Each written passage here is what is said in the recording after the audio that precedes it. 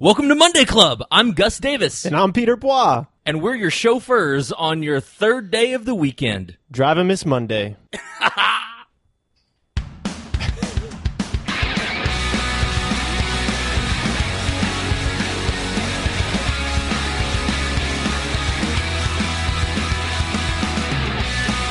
Oh, yeah! It's Monday! Happy Monday, everybody. I'm Gus Davis. Along with me, as always, is my cohort, Mr. Peter Bois. Guys, we have an amazing show for you today. We are going to be cheersing to being bigger than kids and better than kids. We're talking about storm names, Fat Cat Day.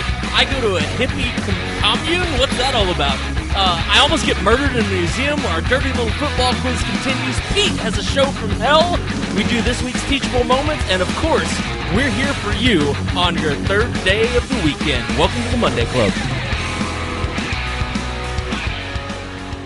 Cheers to Monday! Cheers to Monday! What is up, man? Oh, I am in the middle of a blizzard. Yeah, you actually literally are. I am, yes. I'm sitting in a house in the middle of a blizzard. What's funny is if you're watching the YouTube video of this, his studio is completely red, which is actually what the Doppler radar looks like over where Maine is right now. It's just a blanket of red and purple just whiting everything out. Stay warm and stay safe, buddy. Thanks, man. So if I cut out at any time during this podcast, it means our power went out, and that's the show because I have to go put my generator on. Also, depending on if we've heard from Pete or not, as far as updates, please send him some toilet paper or some bottles of water. He'll need it. And more beer. And beer. There you go. Yeah. Dude, it is so good to see you. Thanks for braving the blizzard to make Monday Club happen today. Yeah, man. Happy Monday and best day of the week, the new Saturday. And today we're cheersing. I don't know if this happened on a Monday, but you found this video. I'm going to assume it is. Yeah? I watched this before the show, and I was glued for the whole 5 minutes and 43 seconds of this video. Yeah, it's an almost a 6-minute video, and here's how I knew that this was going to be our cheers of the week. I watched the entire video, 6 whole minutes of this video, with just a giant kid-like smile on my face. Me too, and just laughing and thoroughly enjoying it. So it's definitely it's worth the watch. It is of 3 pro soccer players in Japan versus right. It's a soccer match of 3 pro soccer players in Japan versus 100 kids. and it's so cute, man, because they actually have the kids dressed up in soccer uniforms. So the kids are all dressed in red jerseys, and these pro soccer players from Japan are in their normal blue jerseys. So it's really easy to tell them apart, aside from the fact that some of them are 6 feet tall and the others are like 4.5 feet. And oh my God, is it amazing. Yeah. Just the pure joy on everyone's face who's participating in this. Yeah, all the kids are like, we're playing with these big soccer players that are probably their heroes, and then these soccer players are just laughing their butts off, like dribbling through all these kids. It's literally a sea of kids, and you see them dribbling the ball through these little aisles of kids, and the kids are playing exactly how they play in little kid soccer. It's swarm the ball. There's just a swarm. It's like a swarm of bees going around, following this ball around the field. And in the very beginning, it was on the defensive. The pro players had it on their side of the field, right? And so. Right. So you watch for about 30 seconds. You're like, oh, wow, that's a lot of kids. And then they bring it over to score on the kids. And then you see the goalies. They had like 20 goalie kids. Yeah, they do. In different jerseys. They have like 10 goalies in black uniforms that are all kids, like trying to guard the goal. And you said it best, man. They play. It's not like it's rigged. Like the kids are playing exactly like kids play. They swarm the ball. They're tripping over each other. They're like you said, bees. They're like clouding around. And these pro soccer players, I mean, these guys have mad skills with a soccer ball, right? So they're like bending the ball and curving it back around the kids and like doing crazy passes to each other through the crowd of kids. And it is it is like, it's like if you have a little brother and you played like water guns with your little brother and you just never got squirted because you just kept squirting your little brother in the eye over and over again. That's what it looks like. It's kind of like Gus sword playing with his sword fighting with 9-year-old my son. Yeah, thanks for rubbing salt into that wound right there. Parent of the goddamn year right there. Yeah, man.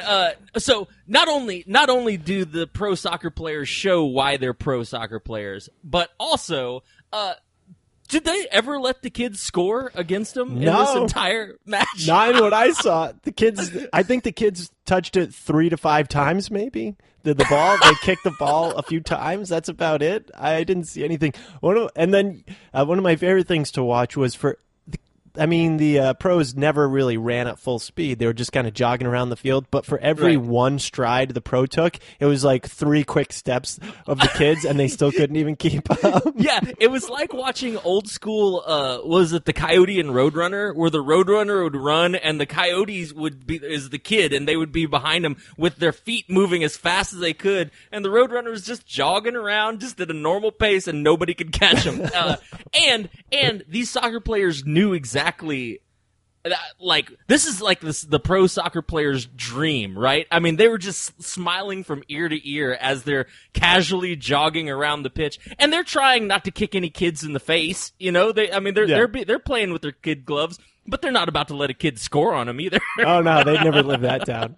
And another thing I like about, I think this is unique to Japanese or Asian audience, like TV audiences, their own reaction tracks from the audience that's watching this, because they have the whoa when something happens. And I've watched, the announcers are great. Yeah, so I've watched some Japanese TV stuff on YouTube just because there's like magicians on Japanese TV, and they always have like that whoa, oh, and it's very distinctly like an Asian sound from TV, you know. Yeah, no, I know what you mean. Yeah, listen, Monday Club, do yourself a favor. If you need 6 minutes of pure joy, this video is for you. It's like holding some little kid's head, and so they can swing as hard as they want to, and they can never hit you. It is just beauty to watch, being bigger, stronger, faster, and better than 100 little kids by pro soccer players. So raise your glasses high. Here's to you, pro soccer players, for just, showing kids that they're little. Crushing their confidence early on. I am drinking beer today. I'm going with a classic Sam Adams winter lager. I've been doing some mixed drinks the last few weeks, so I just thought, keep it simple today. Winter lager, tastes great all winter long. So that's I'm enjoying that today. Very nice. It's gonna save your life probably if it drops too much colder where you're at. Bro. I went out last night with a couple Norman Ing, Monday Clubber, and another friend Darren, and I went to this brewery and they had a beer called Santa's Rain Beer. I thought that was a cute name. That's a good name for a beer. Yeah. And it was really good too. It was I think it was an ale, and it had like a cinnamony, nutmeggy type of finish on it. It was really good. But are you on that app? What's it called? OnTap? Untapped, yes, I am. Untapped, yeah. Yep. Are you? Did you check in with that beer? No, I'm lazy. Yeah, that's kind of why I didn't do it, man. I was like, I didn't want to ruin my beer drinking experience by pulling out my phone and logging in. And I'm sort of sad about it because there's a lot of good beers that I've had that I'll never remember what they are because I didn't document them, Yeah. But, I usually do it only when I'm with Eric Diddleman or CJ Johnson. Yeah. And I usually see them being awesome with their phone and being like, look, I have 1 billion points. My friend, yes, I got to say that today's drink for me is causing my eyebrows to lower, my headaches to go away, and the temperature in my house to go up significantly, because today I got bought a free beer. Huh? Yeah, wait, I got bought this a free drink. I bought this. Uh-huh. This is mine. I paid money for this. You paid money for that. You didn't have to pay money for yours. No, I did not, because Rob B. Balchunas, Mr. Balchunas, felt bad that he bought you a drink and not me, and he specifically said, "Hey man, I'm sorry you had to raise your eyebrows at me," and so he bought me a free drink to make up for it. Rob, my eyebrows are totally lowered; they're at half mast. You're all good. In honor of you, sir, it has been really, really cold here too. Like it's been Texas cold. It's been like 35 degrees. Oh my God, yeah. Gus! So it's been no. I don't want to hear it. I don't want to hear it. No, I don't. I'm going to tell you. Go ahead. I'm sorry. So I didn't make it out to my local beer provider. But Rob, here's what I did, man. This drink right here that I'm drinking is basically what's left over in my house from all of the New Year's Eve and Christmas time and anniversary time. This is about a fourth vodka, a fourth rum, Captain Morgan rum, a fourth apple cider, and a fourth orange juice. Just pour it all into a glass with ice. And it is delicious. So, Rob, this is for you, but I wanted to be fancy, Rob. I want to be fancy for you. So, it is garnished with a side of orange juice and tequila as my garnish. Now, did you make this mixed drink up? Oh yeah. I'm naming it the Monday Club Cry for Help. I love it. Rob, and all you Monday Clubbers out there making Monday the new Saturday, cheers, peoples. Cheers. And thank you guys so much for listening and drinking along with us. We appreciate it and having a good time on Mondays. Make sure you tell a friend about what we're doing here. We want to grow the club. We want more people here. We're up on YouTube now. I'm posting 20-minute highlight reels on YouTube of the show so you get to see our pretty faces. And tell a friend, share your favorite episodes around to spread the club. And if you have any suggestions, comments, concerns, just want to talk to us, we're on Facebook, or just email us directly, mondayclubpodcast@gmail.com. And you can also buy us a drink, PayPal us through that account. And we're on Spotify. If you're on Spotify, you can find Monday Club there as well. So, yeah, thank you guys for being part of the club, and let's continue to grow this party and keep it going. We are worldwide now, Pete. Thanks for all your hard work on that YouTube thing, man. That's pretty cool. Hey, I also wanted to give a Monday Club update. So, a while ago, we had Monday Clubber Nate Staniforth on the show. You may remember him as International Magic Superstar, and that he had a book that was coming out. Well, he made a plea for pre-orders, and so Monday Club, we shared that plea with all of you. I'm going to say that the Monday Club helped get Mr. Nate Staniforth the Monday Club bump, because today he posted on his Instagram that his book, Here Is Real Magic, is in the top 10 on Amazon Books this month. So, yeah. Nate, congratulations, man. Couldn't happen to a nicer guy, and certainly this book is absolutely awesome. It's worth reading. We've given away a bunch of copies from Monday Club, and we want to say a sincere, no-joke thank you to all you Monday Clubbers out there who checked it out and showed Nate some love. He's a very deserving and awesome guy. So I'm going to cheers to all of you guys. Thanks for helping our buddy Nate. Yeah, cheers. That's awesome. I can't believe we know like an Amazon best-selling author. No, I think that kind of does that make us intellectuals? I feel like it makes us I think my IQ went up 10 points. Now I just have to read it. I'll wait for the audiobook. He should get us to read it. That'd be funny. Oh, dude, I'd read it on air. That'd be awesome. Anyway, Nate, seriously, man, congrats, dude. You said you were in cold weather. 35 degrees. Pshaw. That's I'm saying to push. I've been in the middle of like 0 to negative 12 degrees for the last 2 or 3 weeks. It's been frigid cold in the Northeast, and today we're getting dumped on snow. Oh, I am so sorry. It's man.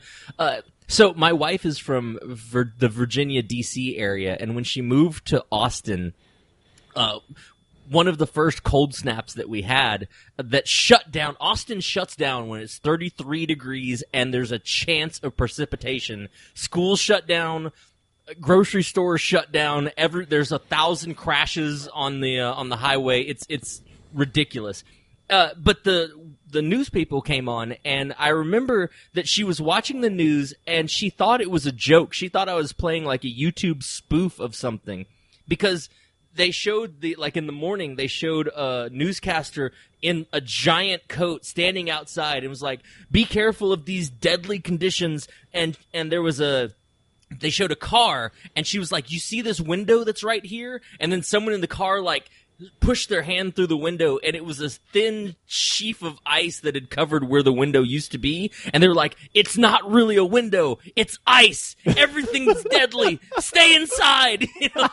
And she's like, "Man, I had to walk to school when it was minus 30 when I lived in the Northeast." Buses still run. Anyway, I get you, man. I know that we're wusses. Yeah, no, it's cool. You just don't have any plow trucks or salt on your roads. Yeah, and no one knows how to drive in ice. People think that you should go faster and turn your wheel at a 90-degree angle. I think that's what they do. So, but because I knew that you were in this Arctic storm, I was getting updates. And do you know what they're calling it? An Arctic bomb cyclone? That sounds freaking amazing. Doesn't it? Yeah. A bomb cyclone? A bomb cyclone. They get so good with these names. Well, so I was thinking about this, man, and it was like when Hurricane Irma came through and devastated Florida and stuff like that. It's like I wouldn't run from an Irma. I've never met an Irma that I'm scared of. But if you called it a bomb cyclone, I'm like, oh shit, it's a bomb cyclone. We need to get the hell out of here, Yeah. So I give total kudos and props to you, Weather Service. Let's have more of these kind of names. I want to hear Tibula Crusher is coming, Grandma Freezer. That's right. It'll take your face. The hurricane is coming. Oh, well, shit, we gotta go. But yeah, no more of this Irma or Harvey or Ann or anything like that. Let's get some skull and crossbone names so that people actually evacuate or take it seriously. Yeah, nobody takes Irma seriously. I like the bomb cyclone. I'm trying to come up with a better name. I can't. I think they nailed it. They nailed it on the first try. That's great. Yeah. And it is a cyclone. We're supposed to be getting 50-mile-an-hour winds, potentially up to 60, 65 miles per hour winds. So, yeah. Yeah, no, absolutely I got about not. 10 gallons of gas ready to go for my generator. And that'll last me till tomorrow. Netflix. Yeah, that'll keep Netflix going for you. Yeah. That's funny. So, in a completely unrelated note, so I was reading, I don't know, some kind of article. I was on Twitter this morning, and I saw a thing for Fat Cat Day in the UK. Have you heard of this? No. Okay, it's like a holiday? It's not really a holiday. It's more of it started off as a study, and National Donut Day? I'm going to read it to you, okay? Right. It's a really short article, okay? So it says, Happy Fat Cat Day. Today is the day when the pay of chief... This is from a study in the UK, so I want to be very specific. The Fat Cat Day is something, I think they started in 2014, and it's extended now through 2018. So, Fat Cat Day. Today is the day when the pay of chief executive officers for blue chip companies will overtake the average UK worker's earnings for the whole year. An independent think tank of the High Pay Center, which was set up to examine corporate governances and pay, claims that the average CEO of the UK blue chip company, who will earn something like $7.27 million a year, based on an average report, will make the same in 22 hours as what a normal person will make over their entire work year. Within 22 hours, the CEO will make the same as what the average person will make after an entire year. So they just, after that study, they call it, well, the second day of work is Happy Fat Cat Day. Wow, I thought it was about cats. that got fed too much. No. You totally went the other way, I was thinking. Yeah, and if you Google it, I'm sure that you will find a whole bunch of cat videos and cat pictures and stuff like that.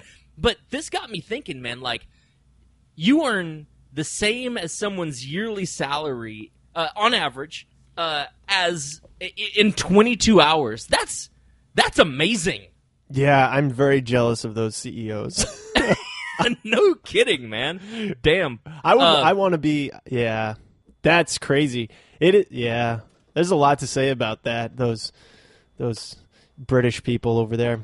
I'm totally jealous, but at the same time, I'm like, wow, that's sickening. Like how many, like right. that it's not the money isn't getting around. Isn't even spread out more, as many as it doesn't have to be even, but a little bit better.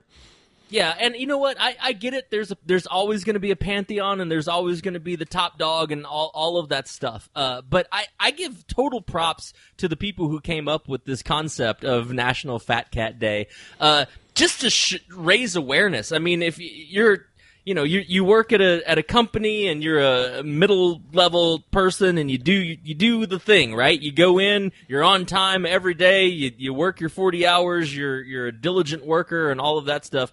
It's just a little bit of a kick in the sack to be like, hey, you know that after 22 hours your CEO has made your entire year's salary? Oh, and they're taking tomorrow off. Yeah. Where they're also making your entire year's salary, you know? I mean, that's some shit. Yeah. They should quit. That's I don't know. That's I like that your immediate reaction is, dude, just strike. Give up. Just like give everybody up. Strike. Let's have the Monday Club incite riots in Europe. Oh man. Yeah. I don't know what I would. Yeah. Well, I'm sure that happens in the U.S. Probably even more. Because they probably make the average worker's salary in like 5 hours. Yeah, I wanted to do some more digging into what it is in the U.S. because that idea that Fat Cat Day has gotten some traction. At least the movement, the title of Fat Cat Day has made it over across the pond to the U.S. And I'm sure somebody will do an independent study and be like, well, damn, like. They make that in 15 hours of the first day of work, and they didn't even show up until noon, you know? Yeah. Anyway, yeah. That's an interesting statistic. Well, if you have any thoughts about that Monday Club, or you're like, yeah, no, that's totally fair, we want to hear from you. Don't be shy. Send us emails. Let us know what you think about National Fat Cat Day. And if you want us to dig in a little bit more, we can do research. I got research fingers, and find out what it is in America. We'll check that out too. Yeah, tell us what you think, because I obviously didn't have much of an opinion on the subject. No, your opinion was you went straight to the very end. You were like, I think we should all just stop working and revolt. Yeah. Oh man. So, did you do anything on New Year's Eve? What'd you do? Were you partying it up Monday Club style on? I had a really weird New Year's Eve. So my wife is applying for a new job. I hope that doesn't get her in trouble. So she currently has a job, and yeah. Anyway, she's applying for a new job. She found something that would be super cool because she heard what the CEO made, and she's like, "Fuck this, I'm out." Right. She's like, "I'm out. Screw you guys." Anyway, so she's applying for a new job, and she had to do the application, which is we could do a whole Monday Club on what the application process was, but it was a very long, in-depth application where she had to write a whole bunch of stuff. And she had to get it done by the end of the year, so by New Year's Eve, basically, right? By midnight. And so she worked on it for like 9 hours straight. She got up early and then worked on it for 9 hours straight. And then in the evening, she got up and played with Bryce and I. And we watched a movie. We ate food on the floor, picnic style. We shot off some fireworks. He had some sparkling apple juice that's non-alcoholic that we cheers to and all that. And then we sent him to bed about 9 o'clock because he was tired and it was time for him to go to bed. So he goes to bed, and then I proofread all of her stuff, and we work on her resume, and we work on all these questions until 11:55. And at 11:55, we're 100% done. She hits send. We grab our coats, because, it's 33 degrees. We grab our coats. We grab a bottle of champagne. We grab some champagne flutes. We run outside, and we are standing in the middle of our street while it's snowing in Austin, which is a big deal. And we toast Happy New Year. And then Austin, just all around us, just lights up with fireworks. And so we're just standing in the middle of the street, like drinking champagne and hugging and watching fireworks go off. It was Sounds pretty like awesome. You had a really magical New Year's Eve. Yeah, it was pretty That great. is magical. My New Year's Eve was a New Year's Eve from hell. Oh, buddy. I'm so I'll sorry. share that story in Stories from the Road, but Oh, you're just going to I'm tease just it gonna right tease now? it. Okay, all right. All right, that's fine. That's awesome, man. I'm glad yeah. you had such a magical, wonderful, snowy, love-filled New Year's Eve.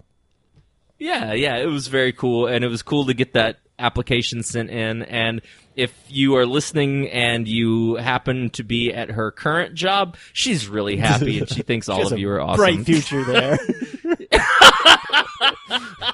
She's looking forward to retirement there. She's gonna. Yeah. It's gonna be good. Don't worry about it. Oh man, I was checking our YouTube channel the other day, and there was somebody named Elmo that commented on our last one. Sally Syphilis sips cinnamon simple syrup by the seashore. Nice. Say that 5 times fast. And they said, "Hey, you're really pretty." Okay, bite. Which one of us? I don't know. Tell us who's prettier, Gus or Peter? Tell us on Facebook. That's what yeah. the show. See, that's what Monday Club will do to you, or that's what YouTube. That's what YouTube will do to you, man. Like you just cannot read YouTube comments, man. Like, when I did an episode of Brian's Scam School, like, you just gotta suck it up and have a thick skin when you read those comments, man. And like half of them were just hate-filled garbage, and the other half of them were like amazing praise. And so it's like, which door am I going to open? Am I going to open a door and somebody's going to hug me, or am I going to open a door and somebody's going to punch me? Yeah, I'm in the not nads, sure if you know? this comment was trying to be mean or trying to say we're pretty. Like, because that's kind of a nice compliment. Thank you. I'm glad you think I'm pretty. Or we're pretty. We'll be the collective pretty in this. Sure. So I'm not really sure what, but I appreciate it. I would like more comments if you have, because then we can read them on here and discuss what they mean. We'll decipher. So, on that note, what a good... You're amazing at these segues. So, I went to dinner recently with some friends of my wife, and so I'll call them friends of mine too. But I didn't really know them. Like I've met them once or twice through the improv community, but I didn't really know them. Anyway, I go to their house. They had us over for dinner, and they made us an amazing dinner. But the girl is get this, man. She is a raw foods chef. Like, she went to culinary school specifically to learn how to be a chef with raw foods. Wait, let me. And isn't a chef someone who cooks? Yeah. How does that work? She cooks. I'll get there. You have I'll an get answer there. for this. Okay, good. Yeah, I do. Good. I sort of. Yeah. She's a raw food chef. And she is also she's half Japanese. And she is a translator. She just got a job being a translator for Netflix. She does like animes and stuff like that, where they'll send her the raw footage, and she'll type in the translations in English. And I was like, what an Austin job! Like, what a weird cyclone and melding of talents, I guess. And then the dude is like, I think he's ranked number 3 in the United States in table tennis. He does, he does non-invasive acupuncture. He's totally into the raw food thing, so I guess they're a good couple. And he works at a tea service shop where they do gourmet teas, and he teaches people how to use tea. What an eclectic, like how to do tea services. Eclectic collection of jobs. Right? What? Right? Where anyway, do you get that? I sat down. Oh my God. I know. I sat down and we, Shannon and I were there, and we sat down and we had dinner, and their dinner was gorgeous, man. It was like they had a bunch of raw vegetables that were just chopped, so obviously not cooked, but they also had this amazing lentil soup that, I kid you not, was like a chili, but with all lentils, Cooked? right? And then they had, for dessert, they had this avocado chocolate pie that was made with chocolate and had like bananas and nuts and berries and stuff like that. And dude, I've never had an avocado chocolate pie before. Like I didn't know that was a real thing. I'm telling you what, dude, I had 2 servings of that Jones. Whoa. It was good. I've never Yeah, considered like the putting cook. chocolate with avocados. I love avocados. I'll eat those all day long. But what, chocolate? Right? Yeah. Anyway, it was a cool experience. I am not sure I am ready to go that far in my eating diet, but I'll tell you what, man, those people are healthy looking. They got good skin. It's the avocado oil. Man, I know, man. Ranked 3 table tennis. I used to be part of our town has a rec club that had they might still have it. They had I can't remember, it was every Tuesday night. There was table tennis at the middle school gym, and they set up a bunch of tables, and everyone would just play ping pong. I call it ping pong all night long, and it was so much fun. There were some badass players there, and I went thinking I was okay, and I realized how shitty I was at the game. Dude, so when I was in college, let me back it up. When I was in high school, I'm going to say that I was in the top 2 foosball players at my high school. I mean, I could play some foosball, man. Like, I can pass between the people and do some fake outs and put some spin on the foosball. Like, I was good at foosball in high school. And I got to college, and I was living in the dorms, and the dorm that I was living in set up a foosball tournament. And I was like, oh, bet I'm going to win this, Jones, right? So I go down there, and I have never gotten my ass kicked so bad or felt so humble after a match of foosball in my entire life. But I played 2 rounds. I lost both rounds and was eliminated. And both teams that I played did some shit that I have never seen before. I mean, they were like passing it and doing headers with a foosball. They did headers with a foosball table. I've never seen that before. Like, intentionally. And it was like I just got my ass handed to me, and then I don't think I've touched a foosball table since. But yeah, man, it was truly humbling. And this guy, because he does yoga and acupuncture, and he's just into that kind of culture. He says he goes in and, he's just laid back about everything, but he's really good and he enjoys the workout and the hand-eye coordination and all that stuff. Meanwhile, he's playing some Europeans that are like sweating and cussing and throwing their ping pong paddle and stuff like that. And he's like, y'all need to mellow, man. It's cool. Have some avocado toast. It's like Buddha playing a ninja. The ninja's like, I'm going to kill you. And Buddha's like, just hit it back. That's all I have to do is hit it back.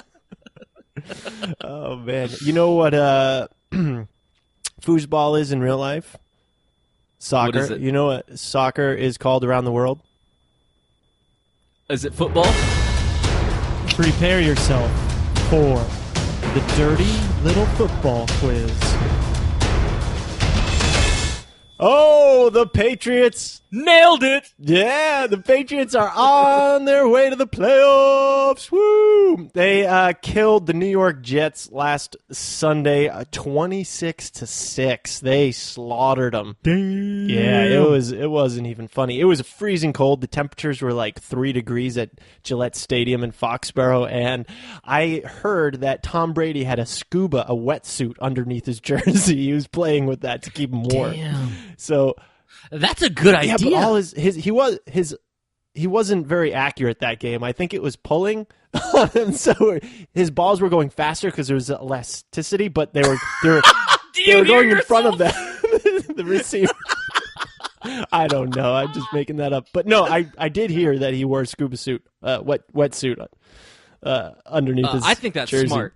I think that's smart. I went to when I was in college. I went to maybe it was in high school or middle school. Anyway, I went to the University of Texas made it into the national championship, and they were playing against the Miami, whatever team the Miami is, Hurricanes, the Miami Hurricanes. And we went to the game. My mom got us tickets, and it was snowing and sleeting and very sub 32 degrees.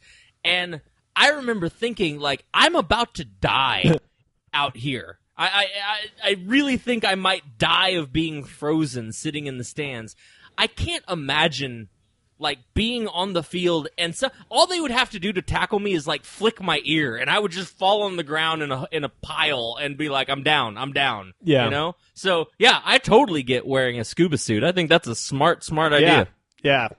The coldest game I ever was watched was at Penn State game, and it was like 0 degrees, and we were all playing beer pong in the parking lot, and we're freezing our ass off playing this stupid game. But it was a lot of fun. I didn't die. I bet people get super drunk at cold games. Oh my god, yeah, you have to. Otherwise, I mean, if you're gonna die, try to warm yourself up with some tequila and die happy. Yeah. So the Patriots win. They are the first seed going into the playoffs. They have a bye week next week, and they have home field advantage throughout the playoffs. So we are looking good. Pumped for the playoff picture. Sweet. Do you still pick them to go all the way? Yeah. Seriously, was that a question? No, I just need you to say it. Yes, they are going to win. Are any of your teams in it? Do you remember the team? I stopped playing. I stopped playing the game. I was like I'm waiting for the Super Bowl, and when they announce who's in the Super Bowl, I'll be like, hey, that's not one of my teams. I guess I'm drinking. All right, man. So listen. Monday Clubbers out there, you know the deal. If you've been listening to this show for any amount of time, you know how this works. We know that not all of you are sports ball fans. However, we want to support Pete and his undying love of the New England Patriots. So what we've decided to do is we realize that there is the same words that are used in football are the same terminology that's used in erotic fiction. So, I'm going to read 3 different quotes of erotic fiction to Pete. If he can identify the football word that's in each one of the quotes, replace it with the definition of the football term, then 2 out of 3 times, then we're going to buy one of you a free drink out there for our dirty little football quiz. Pete, dude, are you ready to play? Let's do it. All right, man. So, since I knew that this was the last game of the regular season, I wanted to make this a little bit more fun, okay?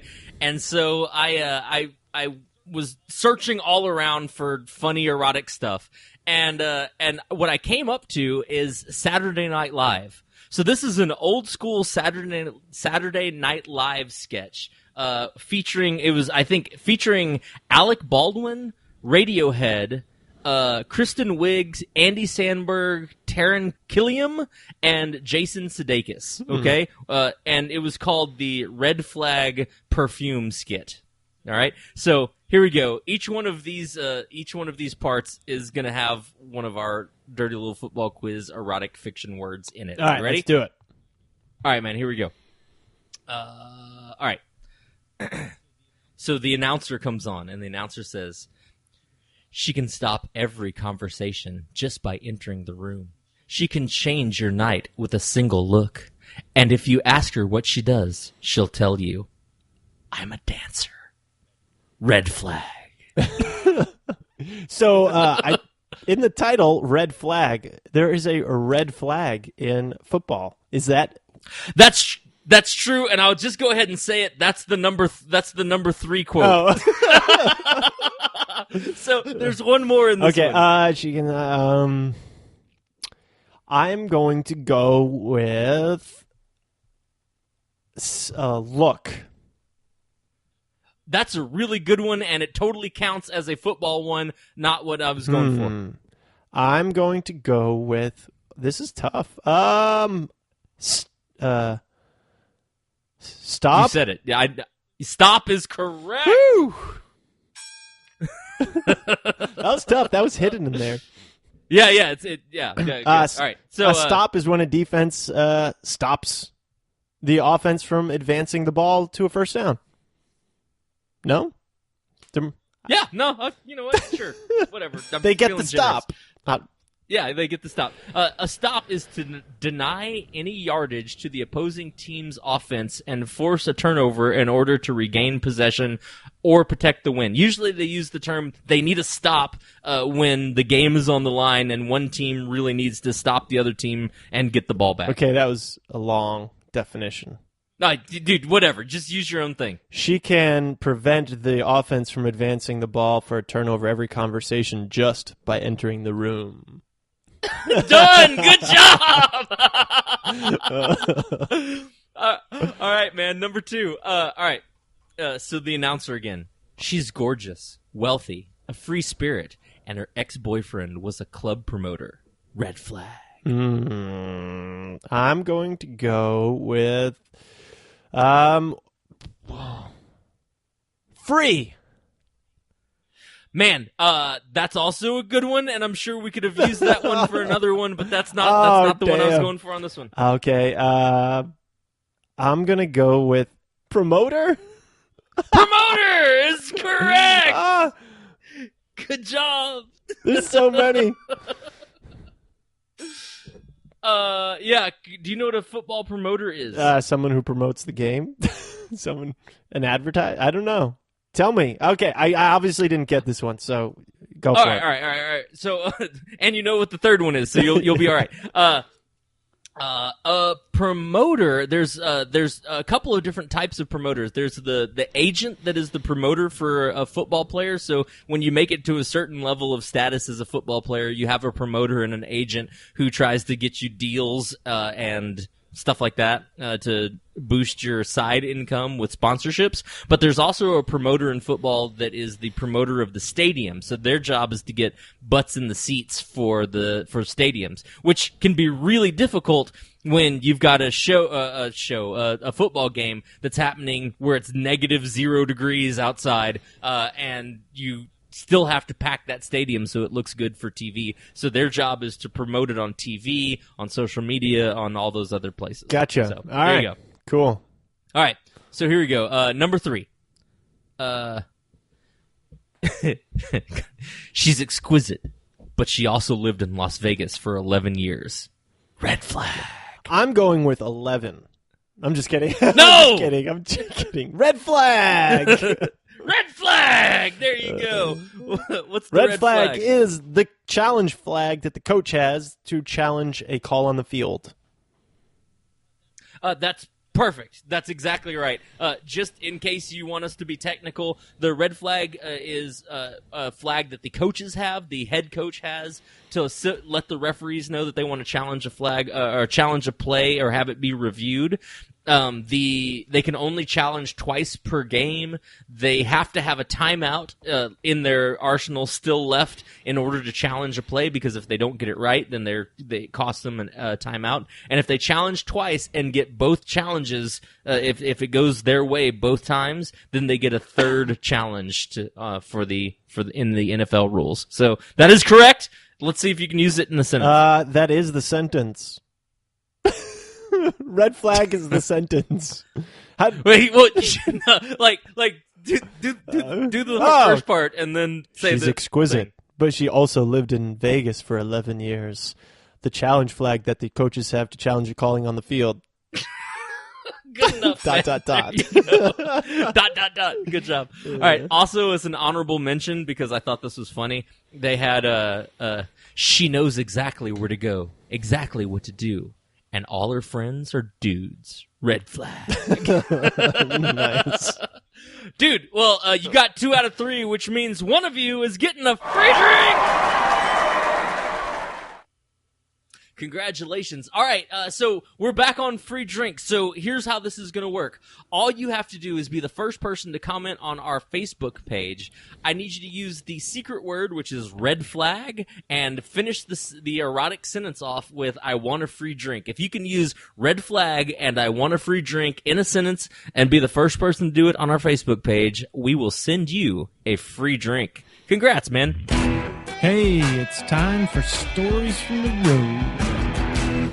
So you told us about your magical, amazing New Year's Eve with your wife, and sipping champagne under falling snow while fireworks are going off in the background, and Yeah.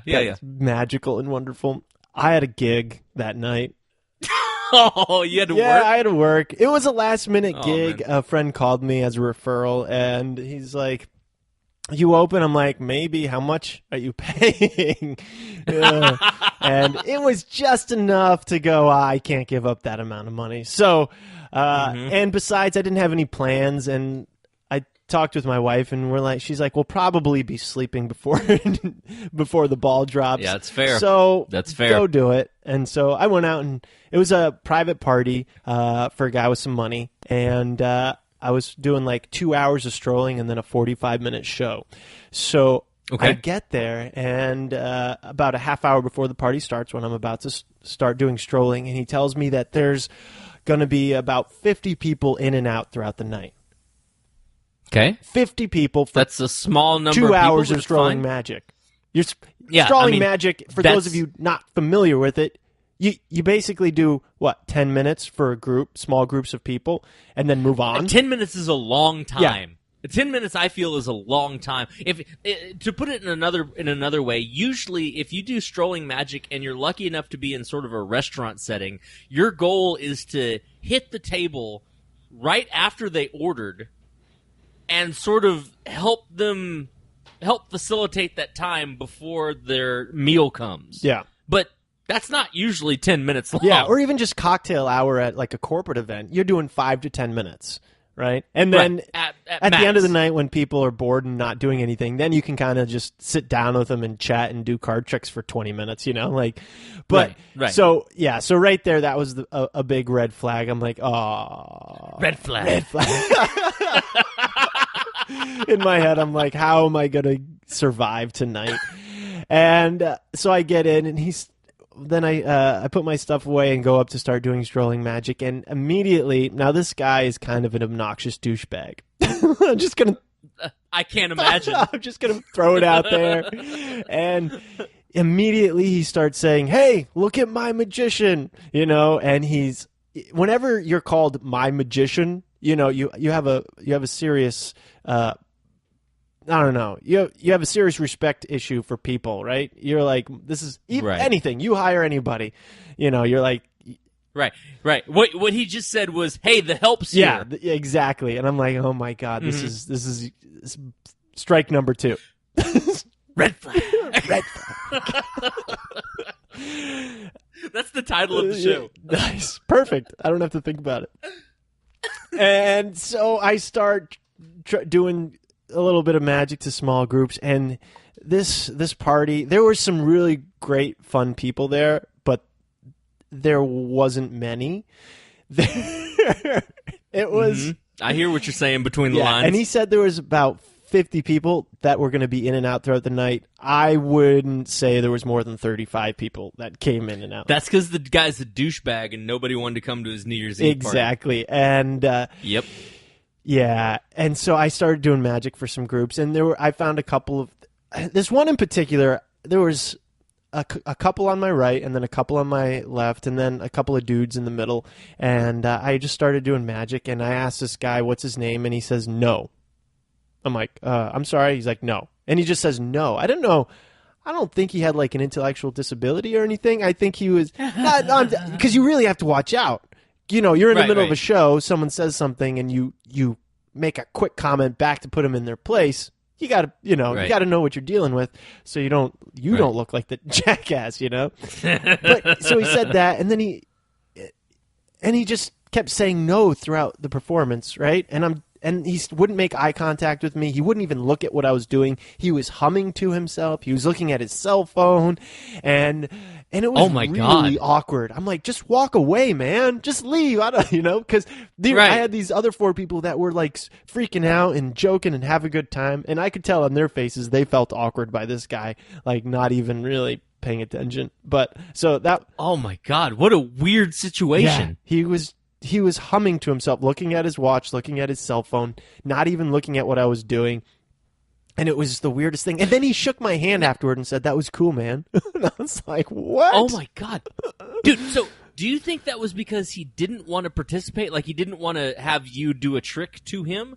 Or do you think that's because he thought you were a demon and doing real magic? No, my guess is that he couldn't handle, he was one of those like alpha type people, like males that don't like relinquishing control, and Right. he didn't want me to look good in front of him, or he didn't want to be fooled by anything I was doing. And Right. That's my guess. That's usually the case in my experience. Man, I've had a couple of those, not many, but a couple that are so insecure in their own maleness that they just you can do something, like you can steal their watch or you could do a magic trick for them that is just mind-blowing, and they have to respond to it by being like, well, I mean, I could do that. Yeah. Or something like that, right? And it's like, you could do what? What part of that could you do? And they'll be like, all of it. You're like, I mean, I could hand you this deck. Would you like to show me? No, but I could do all that. Yeah. All right, man. Well, have a good night, douche nozzle. Yeah. Anyway, man, I'm sorry you had to deal with that, and especially what sucks about that story so much, dude, is that you had a crowd like.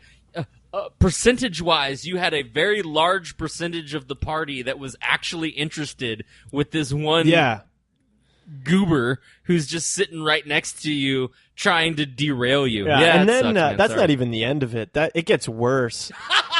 It gets much worse. I'm just going to spill the beans on the entire story here. I wasn't going to. Whatever. But, Screw those guys. Yeah, whatever. Yeah, you're not getting rehired. What do you care? Actually, I turned it around. He was my best friend by the end of the night, but I'll tell you how that goes. So, right. And about halfway through doing strolling, he's like, "All right," he gathers everybody by his voice around in the kitchen. He's like, "All right, show me one. Show me the one." He's like, "Show me the one. I want to see the one that's going to blow my mind," and he's this is the guy who hired you? me now. This is the guy that hired me now. Okay. And luckily, Yeah. King douche nozzle. Yeah, and he just, which is fine to want me to perform for everybody, but the problem is 2 hours of strolling for 35 people. If you do your entire set for 35 people, right. Like gotta, I was done 10 minutes ago. Yeah. And so also, I just want to say, that if you're ever performing strolling magic, and somebody in a loud voice says, "All right, show me the one the one that's gonna fool me," it's a red flag. walk away. I couldn't. Walk away. There was only, so I keep walk around situations. I keep the one in my proverbial back pocket for the end of the night, and I do it a few times before I leave. And if you've ever seen me do this trick, the witch hunt, you'll understand why. But it's like the one for me, and it's something I developed. And so I'm like, okay, I'm glad I haven't done this yet tonight. And so he puts me on the spot, and he's like, I've seen your other stuff. It was kind of cool, but show me the one, And so I do this, and it blows him away, and everyone's freaking out, and it's like the perfect moment. And then all of a sudden, he's like my best friend, and I'm on his side, Yeah, bro. Yeah. Remember that time, I pretended to be fooled, bro? That was so great. Yeah, let's get a beer, bro. Yeah. And so that was all well and good, and I did some stuff, and everyone was super happy. And then I just kind of talked with some people for the rest of the half hour. To stretch it out. And then, and then at the end of the night, I did my show. Everything went great. I packed up. I had my jacket on. I had my bag. I just wanted to shake his hand and say, "Thank you for having me. Have a happy New Year's," and leave. Right. And this is how little class this guy has. He, in front of everybody, he's like, "The entertainment is leaving," right? He speaks up big and loud. And then he says, "Red flag." Oh, here's the monumental red flag. He says, if you want to tip him, give him some money now. He's leaving, so make sure you tip him. And calling on his entire party of guests to give me money and tips before I leave. Right? So there's two huge red flags. One against me, because that's super rude, right? To make me stand there. It's rude for the entertainer, right? To stand there and feel an inch tall while people hand him $5 and $10, $20 bills shoved in his pocket. Yeah. Pete needs gas money to get home, guys. Pony it up, guys. And then it's super douchebaggy to his entire invitee list. It's like, hey, come over to my party and then, tip the magician on the way out. Like, what the fuck? Oh, my God. And I felt so bad for his guests because obviously they felt pressured to give me money. I really didn't want their money. I just wanted to leave. Right. I wanted to end on a happy note. Did you be like, all right, and just stand there and let people hand you money, or were you like, guys, it's cool, everybody chill, I'm good? I have to say I was kind of intimidated by him, so I didn't want to. I just wanted to get out of there with the least amount of friction. That dude, no stress on that, and man. So no judging. And eyes. I would have totally just said no, thank you, and left. But right before I was about to say that, he said, "Everyone, give me money." He's like, "Oh, you have to stay for a group picture." So I couldn't even leave. I couldn't even go, "Oh no, thank you, bye," and leave. Now, here's my question. Did he hand you the camera to take the picture? Oh, that would have been the best. Fortunately, I was in the picture. That would have been terrible. Nice. And so, yeah, that was kind of embarrassing, and I felt really small. But in his defense, he had definitely a lot to drink at that time. But if you're going to tip somebody that somebody you've hired, you do it classy. You on their way out, right as they're leaving, while you're alone, you hand him some money or her some money and say, "Thank you. This is for you. You did a wonderful job. We appreciate it. Goodbye." You don't ask your guests to hand him bills on the way out and shove them into his pocket. Yeah, dude. So listen, man. First of all, from Monday Club, the entire collective Monday Club, to you, my friend. I'm sorry that's how you finished out 2017. In a weird way, I feel like that was the right way to finish out 2017. And then just move on from there. It's like 2018 starts with you feeling like 1 inch tall. Yeah. So it's only up from there, right. My friend. And, on the way to the car, he did help me with my bags to the cars. And he was, like, hugging me, like, 10 times, saying, it was awesome. Everyone loved, he was, like, super. So it ended on a fine note. But, yeah, that was an interesting evening. Dude, I hear you, man. Here's the thing. I have come across a handful of people that want to be nice people. In their heart, if you ask them, "Hey, are you a good person?" they would say yes, but they don't know how to do it, right? So on New Year's Day, it's funny you told that story. So on New Year's Day, I went to a party, and there was this guy that was at the party that I've known since I was probably, 15 years old. I've known him for a very long time.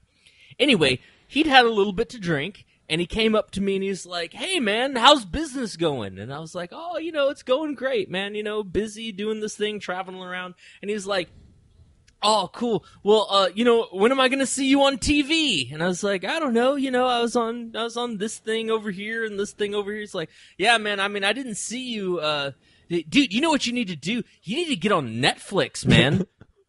And I was like, "What?" And he's like, "Yeah, man. I mean, Netflix is desperate for talent. I mean, I'm sure that, even you could get on Netflix, right?" And then for like, I'm not kidding, for like a whole solid minute, he was like, "I see all these people. I'm like, I don't know who these people are, but apparently they got a show. So, seriously, I don't know what's wrong with you that you can't." And by the time he was done, I was just blinking at him. I was like, "What are you trying to accomplish here, man?" Like, are you my friend? I don't know. Because even you can get on Netflix. They let people with no talent on, too. my retarded gnome that is a statue outside has his own Netflix show. Like, what's wrong with you? Anyway, Yeah. So anyway, I feel like that guy and this guy were the same person. Like in their heart, they're trying to be nice and do the right thing, but the way they went about it was totally inappropriate as far as couth is concerned. Yeah, and I told the story to a friend, and they asked me, another friend, you are my friend, you are all my friends, Monday Club, and he asked, would you do that gig again? And I don't know if I'd do it going into it knowing it was going to be the same guy, but yeah, I'm happy I did the gig. My feelings are mended, Sure. but I still have the money, right? So Yeah, right. At the end of the night, you finished it out and got one more check before 2018 the client started. was So happy. there you go. I got a little extra money before the end of the year, and Right. I could tell you guys about my shitty New Year's Eve story. Yeah, man. Well, on behalf of all of us here at Monday Club, we raise our glasses high and know that anytime you have a shitty show, it makes really good podcasting. Oh man, Teachable moments. All right, my teachable moment is perfectly on par for what's happening outside. I'm in the middle of a blizzard, and so you need to get a pair of amazing windshield wipers. This is no joke. All right, you don't really understand down there in the South, but No, we don't. Well, But you we get do have rain. bugs. You do get rain. We get rain and bugs. Rain and bugs. So you know the power of a nice pair of windshield wipers. The windshield wipers that come with your car are shit. Throw them away and go to your local Napa or whatever. I bought these Trico Force blades. They're like a single blade that's bowed, and they go on your car, and they're freaking amazing. It's what? You're laughing because I'm getting excited over windshield wipers. I know, it's stupid, but it's freaking amazing. You can see out of your windshield. It's like a perfect finish after they've wiped it away. So, yeah, be safe. Get yourself a good pair of windshield wipers. I recommend the Tricos. Listen. Monday Club, any ladies that are listening to Monday Club right now, I want to say that this is a perfect example of just like dads and dudes, all right? Like I also recognize the excitement of finding a pair of windshield wipers that are badass. But it's really hard to express like, hey bro, I got a brand new pair of windshield wipers and those sons of bitches will wipe off fucking glass and bugs. It doesn't even matter, bro. Like it's really hard to express that to somebody who's like, yeah, man, that's nice.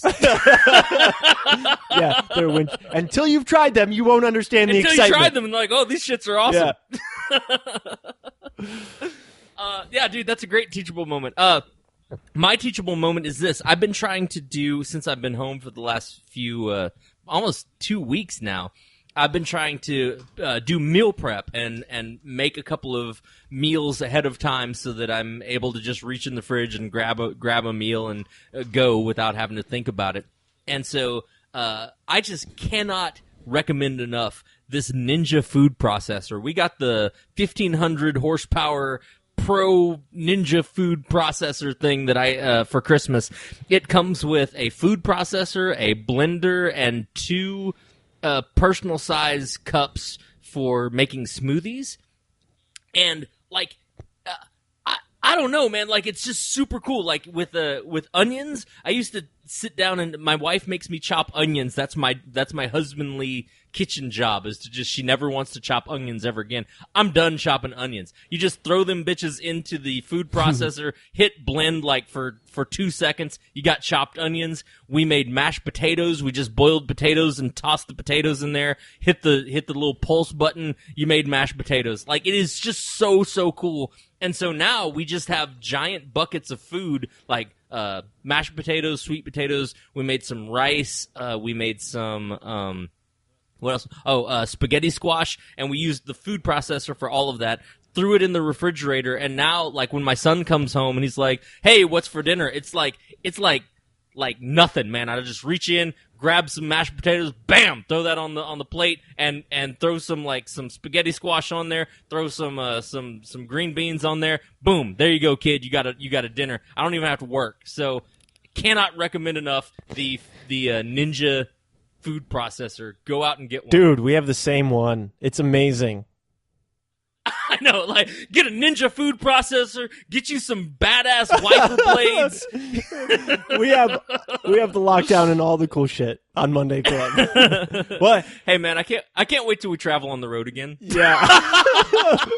We'll have more interesting things to recommend. You know, right. Gus and Pete have been home for too long when they start recommending windshield wipers and blenders. Hey, guess what? I made it to the end of the episode without my lights going off. I didn't lose power. There you go, man. Well, kudos to you. You guys stay safe and warm. Monday Club, all of you stay safe and warm. We're looking forward to seeing and hearing from you next week. And guys, happy 2018. Yeah, we'll see you next week.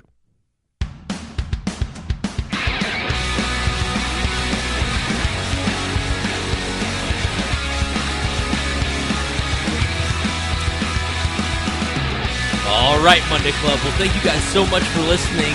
If you want to check us out, you can always do that. Subscribe to us on iTunes. You can find us at MondayClubPodcast.com, Facebook.com/MondayClubPodcast, Twitter @MondayClubPod. Email us at MondayClubPodcast@gmail.com. That is also where you can buy us a drink. We're on Instagram, of course, at Monday Club Podcast, and we always want to send a special thank you to Mr. James Caldwell, our sound engineer, and a huge shout out and stay warm to Mr. Zach Older for our music. Guys, go out there, be safe, be merry, enjoy your Monday, make it a weekend day for you, and we'll see you next time. Red flag.